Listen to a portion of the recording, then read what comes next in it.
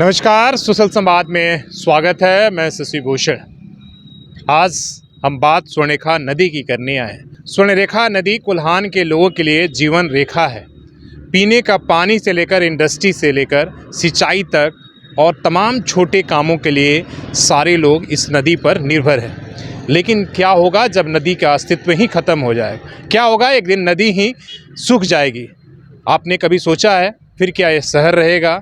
और फिर क्या होगा इस इंसान का जो अपने लालच में दिन रात नदी, पहाड़, जंगल सबको ख़त्म करना चाहता है।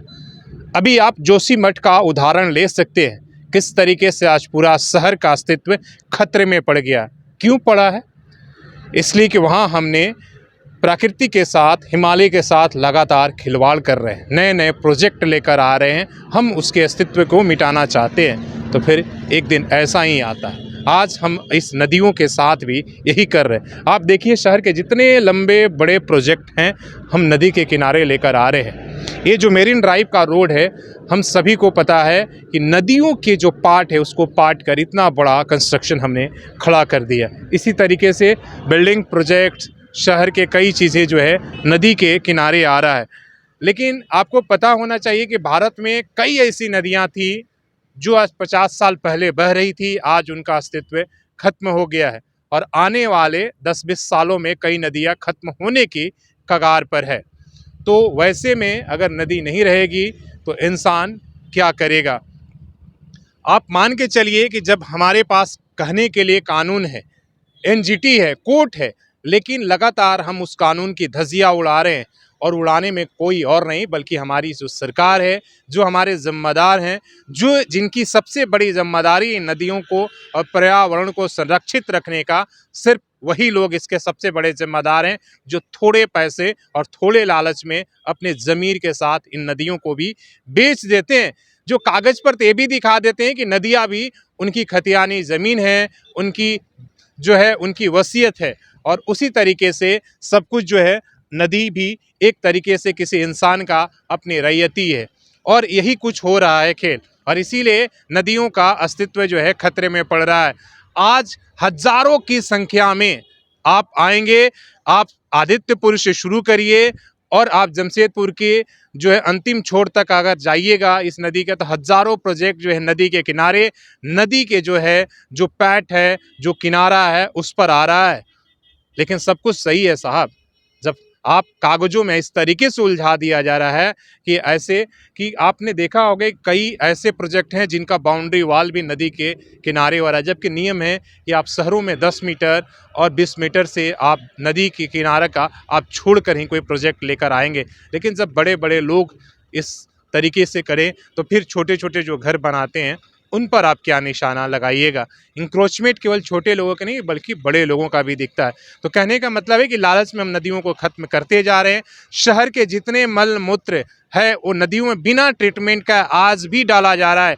वो अलग बात है कि हज़ारों करोड़ रुपया इन मल मूत्र को ट्रीट करने के लिए, ड्रेन बनाने के लिए, ट्रीटमेंट प्लांट लगाने के लिए आ रहा है और कागजों पर दिख भी रहा है, लेकिन आज भी अनट्रीटेड पूरे शहर का पानी जो है डाला जा रहा है, केवल एग्जाम्पल के रूप में, सिंपल के रूप में दिखाने के लिए कुछ ट्रीटमेंट प्लांट बने हुए। यही सच्चाई है और हम सब जान रहे हैं। और यही जो पानी अभी आप देख रहे हैं, बारिश के नहीं होने की वजह से मलमूत्र काला हो चुका है, यही पूरे शहर पानी को पीता है, मतलब उसी मलमूत्र को पीता है।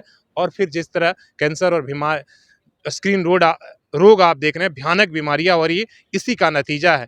तो मनुष्य अपने हाथों से ही अपना एक तरीके से इंसान जो है अपना विनाश लिख रहा है।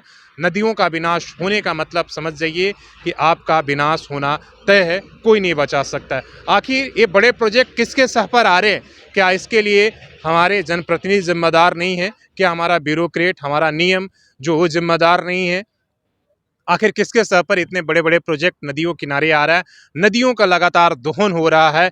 एक पुल नहीं बल्कि आप 10 पुल बनाने के लिए तैयार हैं, और जितना बड़ा जहाँ जहाँ पुल बनता है आप देखिए कि नदियों का पैठ कितना कम होते जा रहा है, और उसके लिए कोई उससे पूछता नहीं, इसलिए कि वो विकास ही साहब जो करना है कर लें। इसी तरह बालू का दोहन भी आप इसी तरह कर रहे हैं। बालू का किस तरीके से आप जो है एक तरीके का अवैध धंधा हालांकि राज्य सरकार के नज़रों में आज पिछले कई सालों से बालू घाटों का नीलामी नहीं हो रहा है, लेकिन यहाँ से आप शुरू करके बड़ा घोड़ा तक जाइए, आप देखिएगा कि रोज हजारों नहीं लाखों ट्रक और ट्रैक्टर निकल रहे हैं, बालू इन नहीं नदियों से बेचा जा रहा है, जिसमें पूरा सिस्टम ऊपर से नीचे तक सब शामिल हैं। आप कोई भी ये नहीं कर सकता कि हम उससे अनभिज्ञ हैं, बल्कि सब उसमें शामिल है। तो यही सच्चाई है, और इस सच्चाई को अगर हमने एक्सेप्ट करके कुछ नहीं किया तो हमारे आपके और सिस्टम में बैठे हुए लोग सबके लिए खतरा होगा, और नदियों का अस्तित्व भी खतरे में पड़ जाएगा। तो पूछना यह था कि आखिर जो ये सारे प्रोजेक्ट आ रहे हैं, इस पर कब आप जगेंगे और कब जो है इसके लिए कोई कानून बनेगा, और कब जो है ये नदियाँ जो है एक तरीके से संरक्षित होगा। इस बार 6000 क्यूबिक मीटर आया था तो पूरा शहर त्राहिमाम हो गया था, जबकि इसी नदियों से कभी 12,000 से ज़्यादा क्यूबिक मीटर पानी बहता था, तब भी इस शहर में बाढ़ नहीं आता था। तो सोचना आपको और हमको है, इस बार जो बाढ़ की आपने देखा था कि इतना प्रलय आ गया था, यहाँ जो नदी किनारे सोनारी में फ्लैट बने 2-2 फ्लोर तक भर गए थे, केवल 6000 क्यूबिक मीटर पानी था। जिस दिन 12,000 क्यूबिक मीटर पानी आएगा तो आपका शहर का हाल क्या होगा और आसपास बसे हुए लोगों का क्या होगा। जबकि इससे पहले यहाँ पर जो लोग नापते हैं उन्हें कहना है कि 12,000 क्यूबिक मीटर इसी नदी से पानी बहता था बारिश के समय में, और आज 6,000 क्यूबिक में पूरा शहर एक तरीके से बंद हो जाता। तो ये सारे सवाल आपको सोचना है और आपको बताना है कि आखिर आने वाले समय में क्या होगा और किस तरीके से नदियाँ संरक्षित होगी। अपने सहयोगी शेष राममूर्ति के साथ शशि भूषण, सोशल संवाद न्यूज, झारखंड।